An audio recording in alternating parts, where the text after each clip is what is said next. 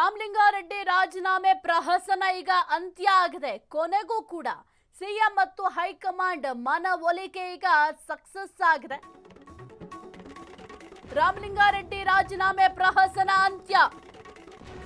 ಕೊನೆಗೂ ಸಿಎಂ ಮತ್ತು high command ಮನವೊಲಿಕೆ success ಆಗಿದೆ. ಸಚಿವ ರಾಮಲಿಂಗಾರೆಡ್ಡಿ ಸಂಧಾನ ಈಗ ಯಶಸ್ವಿಯಾಗಿದೆ.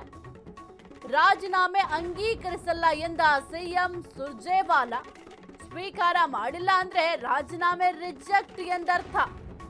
ಹೀಗಾಗಿ ರಾಜೀನಾಮೆ ವಾಪಸ್ ಪಡೆದ ರಾಮಲಿಂಗಾರೆಡ್ಡಿಗೆ ಹೆಚ್ಚುವರಿ ಖಾತೆಯ ಭರವಸೆಯನ್ನ ನೀಡಿದ್ದಾರೆ. ಸಚಿವ ಸ್ಥಾನದ 2ನೇ ಪಟ್ಟಿಯಲ್ಲಿ ಹೆಚ್ಚುವರಿ ಖಾತೆ ನೀಡುವ ಸಾಧ್ಯತೆ ಇದೆ. ರಾಮಲಿಂಗಾರೆಡ್ಡಿಗೆ ಹೈಕಮಾಂಡ್ ಹೆಚ್ಚುವರಿ ಖಾತೆ ನೀಡೋ ಆಫರ್ ಕೊಟ್ಟಿದೆ. 2-3 ದಿನಗಳ ರಾಮಲಿಂಗಾರೆಡ್ಡಿ ರಾಜೀನಾಮೆ ಪ್ರಹಸನ ಈಗ ಕ್ಲೋಸ್ ಆಗಿದೆ. ಕೊನೆಗೂ ಕೂಡ ನಿಟ್ಟುಸಿರನ್ನ ಬಿಟ್ಟಿದ್ದಾರೆ ಸಿಎಂ ಡಿಕೆ ಶಿವಕುಮಾರ್ ಅವರು. ಯಾಕೆಂತಂದ್ರೆ ಆಡಳಿತ ನಡೆಸುವಂತ ಹಾದಿ ಈಗ ಸುಗಮ ಆಗಿದೆ. ಇನ್ನು ಡಿಕೆ ಸರ್ಕಾರ ಅಂದ್ರೆ ಇನ್ನು ಪ್ರಾರಂಭ ಆಗಿ ಒಂದು 2-3 ದಿನಗಳಾಗಿದ್ದಾವೆ. ಈ 3 ದಿನಗಳಲ್ಲೇ ಸಾಕಷ್ಟು ಸವಾಲುಗಳನ್ನ ಫೇಸ್ ಮಾಡಬೇಕಾಯಿತು. ಅದರಲ್ಲೂ ಬಹಳ ಪ್ರಮುಖವಾಗಿ ರಾಮಲಿಂಗಾರೆಡ್ಡಿ ಅವರ ರಾಜೀನಾಮೆ ಒಂದು ಕಡೆ ಆದ್ರೆ, ಆ ಒಂದು ರಾಜೀನಾಮೆ ನೀಡಿದಂತಹ ದಿನವೇ ರಾಹುಲ್ ಗಾಂಧಿ ಅವರು ರಾಜ್ಯಕ್ಕೆ ಆಗಮಿಸಿದ್ರು. ಹಾಗಾಗಿ ಬಹಳ ಸಂಕಷ್ಟಕ್ಕೆ ಸಿಲುಕಿಕೊಂಡಿದ್ರು ಸಿಎಂ ಡಿಕೆ ಶಿವಕುಮಾರ್ ಅವರು. ಜೊತೆಗೆ ನಾನಾ ರೀತಿಯ ಪ್ರಯತ್ನಗಳನ್ನು ಕೂಡ ಮಾಡಿದ್ರು ರಾಮಲಿಂಗಾರೆಡ್ಡಿ ಅವರ ಮನವೊಲಿಕೆಯನ್ನ ಮಾಡಲಿಕ್ಕೆ.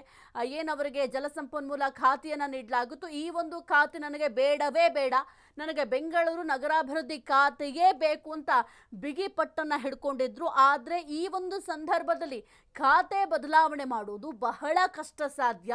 ನಿಮಗೇನಾದ್ರೂ ಖಾತೆಯನ್ನ ಚೇಂಜ್ ಮಾಡಿಕೊಟ್ರೆ ನಾಳೆ ಮತ್ತೊಬ್ಬರು ಸಚಿವರು ನನಗೆ ಈ ಖಾತೆ ಬೇಡ, ಈ ಖಾತೆಯ ಜವಾಬ್ದಾರಿ ಬೇಡ, ನನಗೆ ಬೇರೊಂದು ಖಾತೆಯ ಜವಾಬ್ದಾರಿ ಬೇಕು ಅಂತ ಪಟ್ಟು ಹಿಡಿಯುವ ಸಾಧ್ಯತೆಗಳಿರುತ್ತೆ ಅಂತ ಸಾಧ್ಯತೆಗಳ ಬಗ್ಗೆ ಕೆಲವೊಂದಿಷ್ಟು ಚರ್ಚೆಗಳನ್ನ ಮಾಡಿ ಮನವೊಲಿಕೆ ಮಾಡುವಲ್ಲಿ ಈಗ ಸಿಎಂ ಡಿಕೆ ಶಿವಕುಮಾರ್ ಅವರು ಸಕ್ಸಸ್ ಆಗಿದ್ದಾರೆ. ಜೊತೆಗೆ ಈ ಒಂದು ಪ್ರಯತ್ನ ಮಾಡುವಂತಹ ಸಂದರ್ಭದಲ್ಲಿ ಸುರ್ಜೇವಾಲಾ ಅವರು ಕೂಡ ಸಾಥನ್ನ ಕೊಟ್ಟಿದ್ದಾರೆ.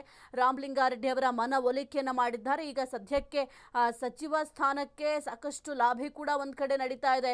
ಸಾಕಷ್ಟು ಶಾಸಕರು ಲಾಭಿಗಳನ್ನ ಮಾಡ್ತಾ ಇದ್ದಾರೆ. 2ನೇ ಪಟ್ಟಿಯಲ್ಲಾದ್ರೂ ನಮ್ಮ ಹೆಸರನ್ನ ಸೇರ್ಪಡೆ ಮಾಡಿ, 2ನೇ ಪಟ್ಟಿಯಲ್ಲಾದ್ರೂ ನಮಗೆ ಅವಕಾಶವನ್ನ ಮಾಡಿಕೊಡಿ ಅಂತ ಒಂದು ಸಚಿವ ಸಂಪುಟ ಸೇರ್ಲಿಕ್ಕೆ ಸಾಕಷ್ಟು ರೀತಿಯ ಕಸರತ್ತನ್ನ ಮಾಡ್ತಾ ಇದ್ದಾರೆ. ಆಲ್ರೆಡಿ ಮೊದಲ ಪಟ್ಟಿಯಲ್ಲಿ ಅನೌನ್ಸ್ ಆಯಿತು. ಅವರೆಲ್ಲರೂ ಕೂಡ ಈಗ ಸಚಿವ ಒಂದು ಸ್ಥಾನವನ್ನ ನಿಭಾಯಿಸ್ತಾ ಇದ್ದಾರೆ.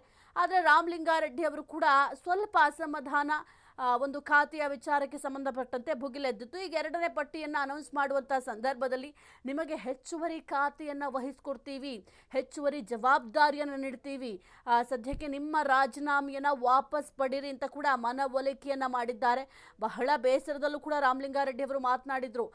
ನನಗೆ ಏನು ಪಕ್ಷ ನಿಷ್ಠನಾಗಿದ್ದೀನಿ, ನಾನು ಇಷ್ಟು ವರ್ಷ ಇದ್ದೀನಿ, ಸಾಕಷ್ಟು ಜವಾಬ್ದಾರಿಗಳನ್ನ ನಿಭಾಯಿಸಿದ್ದೀನಿ. ಕೇವಲ ಈ ಒಂದು ಸರ್ಕಾರದಲ್ಲಷ್ಟೇ ಅಲ್ಲ, ಇನ್ನು ಸಿದ್ದರಾಮಯ್ಯ ಅವರ ಸರ್ಕಾರದ ಅವಧಿಯಲ್ಲೂ ಕೂಡ ನಾನು ಸಾರಿಗೆ ಇಲಾಖೆಯಲ್ಲೂ ಕೂಡ ಬಹಳ ಯಶಸ್ವಿಯಾಗಿ ಕೆಲಸ ಕಾರ್ಯಗಳನ್ನು ಮಾಡಿದ್ದೀನಿ. ನನಗೆ ಬೇಕಾಗಿದ್ದು ನಗರಾಭಿವೃದ್ಧಿ ಖಾತೆ.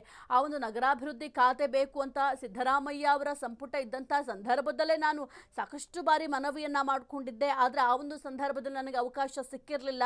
ಇನ್ನು ಡಿಕೆ ಸಿಎಂ ಆದ ನಂತರ ಸಿಗುವ ಒಂದು ಸಾಧ್ಯತೆ ಇರುತ್ತೆ ಅಂತ ನಾನು ಭಾರಿ ಒಂದು ನಿರೀಕ್ಷೆಯನ್ನು ಇಡಿಸ್ಕೊಂಡಿದ್ದೆ. ಆದರೆ ಈಗಲೂ ಕೂಡ ಕೊಟ್ಟಿಲ್ಲ ಅಂತ ಬಹಳ ಬೇಸರಗೊಂಡಿದ್ರು. ಸದ್ಯಕ್ಕೆ ಆ ಒಂದು ಕೋಪ, ಬೇಸರ ಅದೆಲ್ಲವನ್ನು ಕೂಡ ಶಮನ ಮಾಡುವಲ್ಲಿ ಸಿಎಂ ಡಿಕೆ ಶಿವಕುಮಾರ್ ಅವರು ಸಕ್ಸಸ್ ಆಗಿದ್ದಾರೆ. ಈ ಒಂದು ರಾಜೀನಾಮೆಯನ್ನ ನಾವು ಯಾವುದೇ ಕಾರಣಕ್ಕೂ ಕೂಡ ಅಂಗೀಕಾರ ಮಾಡಲ್ಲ ಅಂತ ಸದ್ಯಕ್ಕೆ ಸಿಎಂ ಡಿಕೆ ಶಿವಕುಮಾರ್ ಅವರು ಕೂಡ ಹೇಳಿದ್ದಾರೆ. ಜೊತೆಗೆ ಸುರ್ಜೇವಾಲಾ ಅವರು ಕೂಡ ಹೇಳಿದ್ದಾರೆ. ಈಗ ರಾಜೀನಾಮೆ ಅಂಗೀಕಾರ ಆಗಿಲ್ಲ ಅಂತಂದ್ರೆ ಅದು ತಿರಸ್ಕೃತ ಆದಾಗೆ. ಹಾಗಾಗಿ ಆ ಒಂದು ಏನೀಗ ಸದ್ಯಕ್ಕೆ ಸಚಿವ ಸ್ಥಾನದಲ್ಲೇ ಮುಂದುವರಿಬೇಕಾಗುತ್ತೆ ರಾಮಲಿಂಗಾರೆಡ್ಡಿ ಅವರು. ಒಂದು ಕಡೆ ಈ ಒಂದು ಮನವೊಲಿಕೆಯ ಪ್ರಯತ್ನ ಕೂಡ ಸಕ್ಸಸ್ ಆಗಿದ್ದಾವೆ. ಆದರೆ ಹೆಚ್ಚುವರಿ ಖಾತೆ ಅಂತಂದ್ರೆ ಯಾವ ಖಾತೆಯನ್ನು ನೀಡ್ತಾರೆ ಅನ್ನೋದು ಕೂಡ ಬಹಳ ಕುತೂಹಲಕ್ಕೆ ಕಾರಣ ಆಗಿದೆ.